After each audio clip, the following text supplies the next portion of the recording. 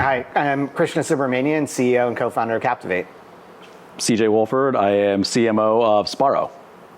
Great, CJ. So great to meet you, and I feel like you're probably having an exciting week out here in New York at Adweek. Yes, it's exciting, and also having like 70 degrees in New York, all dry. It's been pretty nice. That's awesome. And the food's not hurting either.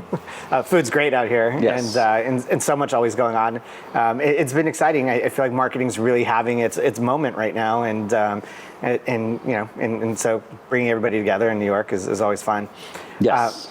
You've had a really amazing background and career. Maybe you could tell us a little bit about that journey that you've been on. Yeah, it's been an interesting journey. So I started off my career after MBA. Before the MBA, I even started like Hewlett Packard and working in the technology space within marketing. Got my MBA, went to Nationwide Insurance, learned how to become a marketing and a marketing leader there in a financial services and in insurance space, which is interesting because it's a service, not a tangible object. Everything you kind of learn in business school is about how do you do like really CPG and things like that. So I learned a lot there, how to really put the consumer first. And then I got recruited to P&G, which is kind of probably my favorite part of my experience. Okay. Got to learn a lot, how to really be a marketer, how to be a leader across brands. Because as a brand manager at P&G, you're managing the entire business. Yeah. So everything kind of rolls up through the brand, and you have to create really strong partnerships to be successful. And then you own the P&L, right? It's not something that every marketer gets to do, especially early in your career. And so you get to learn a lot how to be a successful leader. Yep. And then from there, I went to Johnson & Johnson, where I led their Acuvue brand across 63 countries, which was a great experience, and really putting digital first and how we win the customer. And it's B2C and B2B and B2B2C, because you have to convince the eye doctor that you're the brand that they should choose, they should be prescribing you, and then convince the consumer like why you're the right brand, and then go into the doctor's office and ask for you as well. And then I went to Lowe's, where I got to work on their .com experience, a wonderful .com experience that was a little bit behind the times for the size of the company at the time. Yep. But the CEO really was all about investing, making sure the infrastructure was in the right place.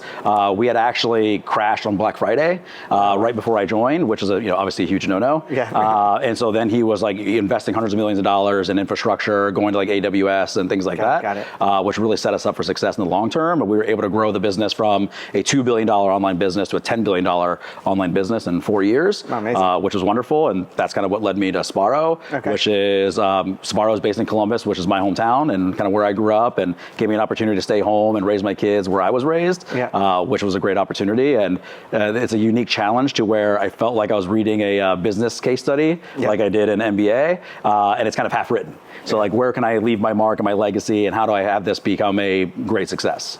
That's awesome. I love the background, and love even thinking about leaving a legacy on a brand and being able to take this brand on a journey and building on everything that you've done.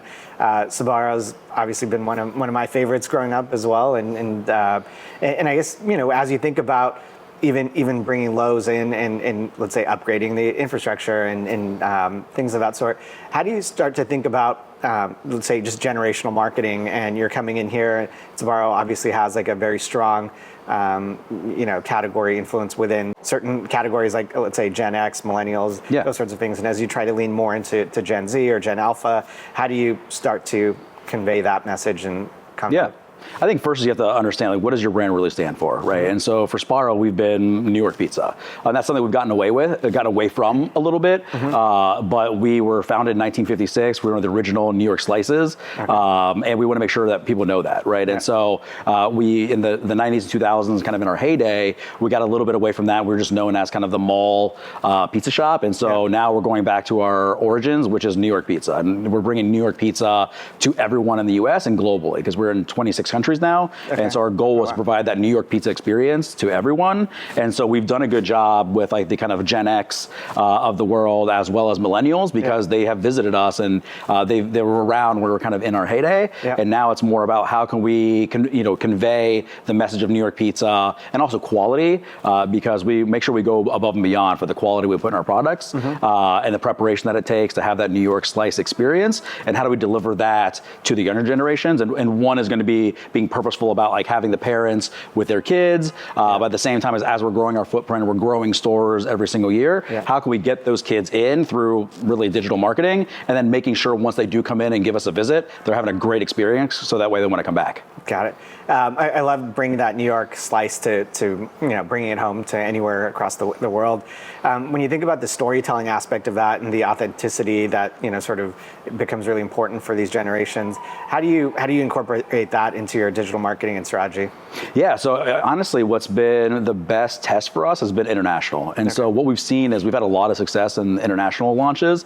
And the reason for that is because, number one, they really embrace the New York slice. Yeah. And that's what they really go after, is if you're someone in one of our new stores in Colombia or Iceland or in Bolivia or wherever you might be, yeah, is that New York experience. And so that's what we really focus on. Okay. And so we partner with our international marketing teams in these stores to make sure, like, how are we going to have a surround sound approach? And one of it is a heavy up in digital. So they're really active in social. And I will say, like, our Colombia team especially is they're doing all of the traditional marketing tactics, like oversized billboards, in-store marketing, out-of-store marketing, but they're also doing DMA heavy buys with social to make sure that people are engaging with the social content. They get them excited, and they're reaching out to those younger generations you mentioned before into platforms where they're actually consuming media. Got it. That's great, because you always have a preview of how campaigns might sort of perform out in the U.S. or other markets. Yes.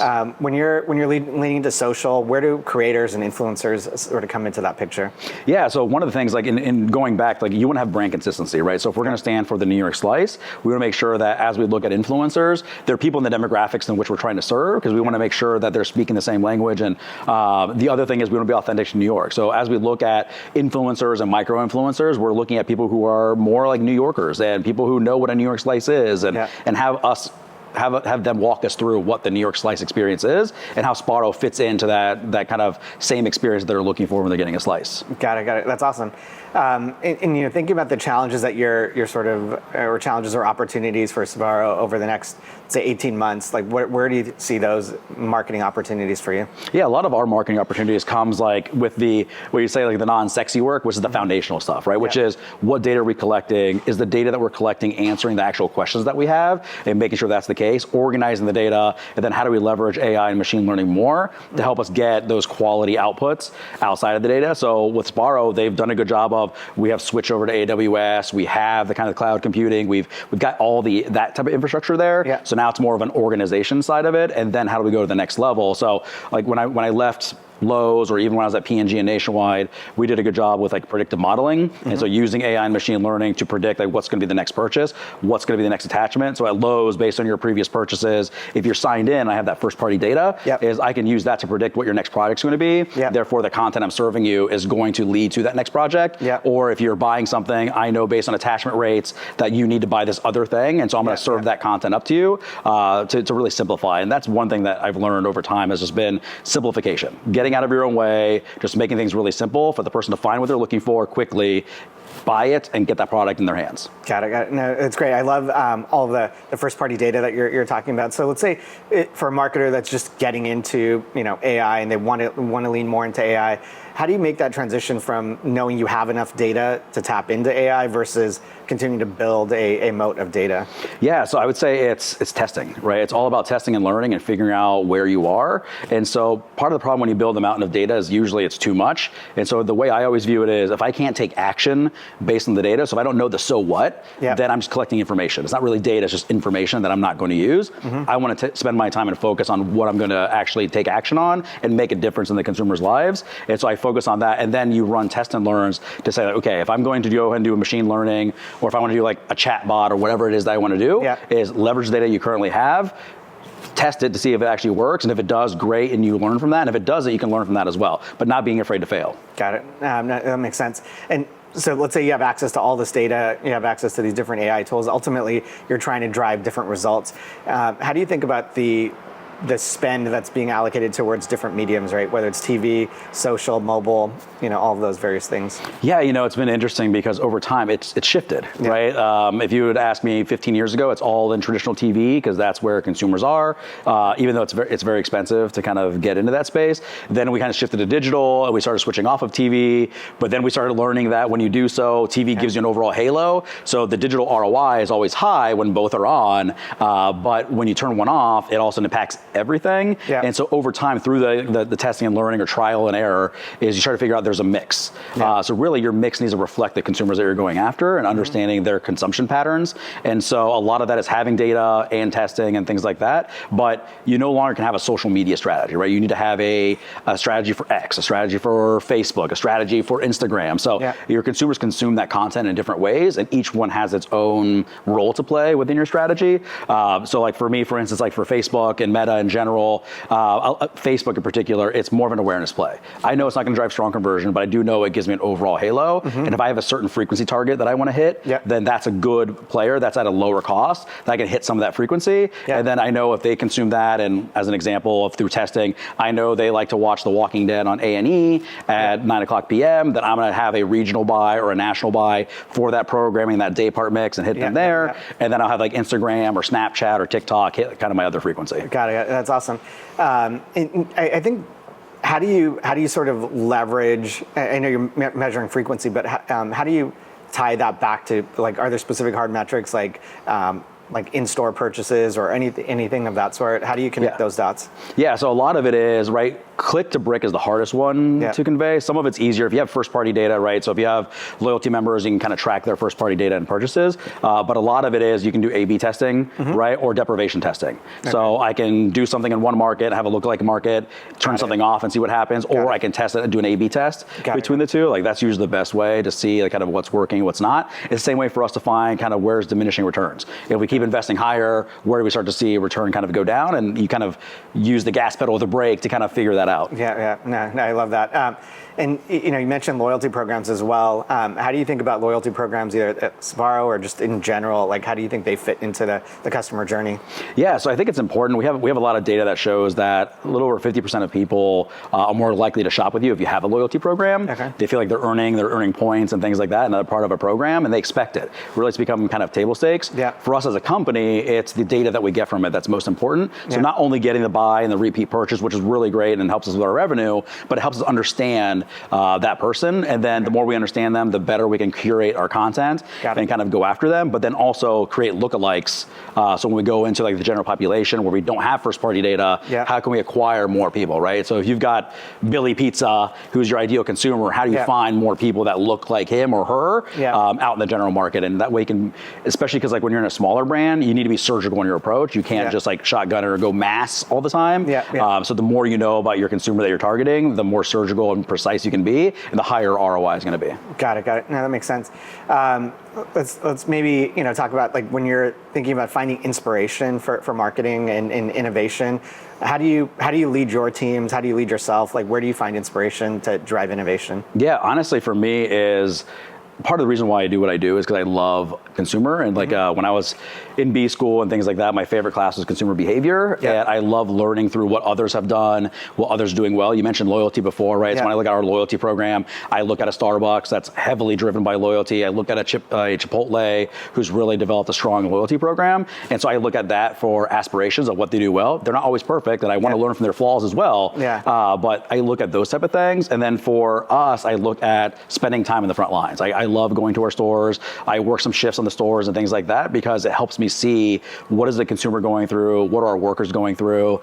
Just spending a few days, I noticed like we've shifted to digital menu boards and seeing how the consumers engage with those menu boards and how little or how much they have to kind of read things. For me, it was clear like we need to simplify it. We need to make it easier for them to find what they want and quickly be able to pick then just what it is that they want to eat, which flavors, which ingredients do they want. So getting out of our own way, really simplifying the process. And you only learn that through being there first party. party, being here in New York, right? Is like I've gone to, I think, 5 pizza places now, is I want to see what we do well and what we don't do well, and how do we learn from that? As you know, whether it be pricing, promotions, product placement, right? The 4 P's of marketing, but also just the consumer engagement and what the actual overall experience is like. So for me, it's like, you know, rolling up your sleeves and getting into the nitty gritty. Got it. That's great. And you know, maybe when you're thinking about, let's say, you know, being in a place like Adweek is great because you're seeing everyone from so many different parts of their career, and ultimately everyone's aspiring to become, you know, a CMO and go on that journey. Maybe like some advice that you have for people earlier in their journey as they're going through different marketing roles in different organizations. How should they think about building up to that level? Yeah, I think, you know, part of it is like when I first started, I never really, you know, you think about like where you want to be, and I would like to be a CMO. You don't realize, you know, maybe what it takes, the sacrifices you have to make and stuff like that. It's such a long way off. It's hard to really focus on that. And I think you can put a lot of pressure on yourself saying like, I need to get here, and everything I do now needs to kind of get me there. So for me, it's just be a student. Like what helped me a lot was I'm always learning. I'm learning not only through the work I do and what I'm doing well and not doing well personally, and having those open conversations with your leaders and having mentors to understand like how did they get to where they are, what are you doing well, and get that honest feedback about what you're not doing well. The same thing is once you become a leader, getting that feedback from your employees is that you need to be a servant leader and understand where your strengths are and where your weaknesses are. Just so you don't have any blind spots, right? You can't be a good leader if you don't do that yourself. So kind of like showing those things, but along each level is you're just constantly learning and figuring things out, and learning from those leaders. Like my leadership style, part of it is just my personality, but a lot of it is also like what I've learned, good and bad, from having strong leaders or poor leaders over my career, and being intentional about what you're going to incorporate in your leadership style and what you're not, and figuring out, do you want to be a leader? Do you want to be an individual contributor and be a subject matter expert, right? So figuring out what your path is, and not every path has to be a CMO, and that's okay. But if your path is CMO, is just take time, learn it, become an expert in your craft, and never stop asking for feedback. Awesome, cool. Well, thanks so much. It was so great chatting with you, and appreciate you taking the time. Yeah, I appreciate it. It's been a great week. Yeah, likewise.